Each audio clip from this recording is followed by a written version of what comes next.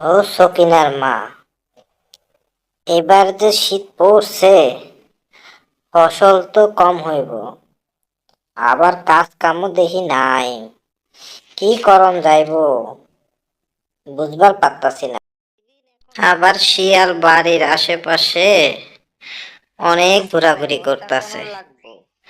মুরগি যদি লইয়া যায়, আমরা তো গরিব মানুষ, কি যে হইব। লোভী শিয়াল পরের দিন মুরগি নিয়ে দৌড়ানো শুরু করলো। দৌড়াইতে দৌড়াইতে জঙ্গলের ভিতরে চলে গেল। কিছুক্ষণের মধ্যে গ্রামের মানুষ শিয়ালকে তাড়া করলো। শিয়াল ছুটতে লাগলো। এক সময় শিয়ালকে ধরে তারা সেই উত্তম মাধ্যম দিল। সকল শিয়াল মুরগি চুরি করা থেকে বিরত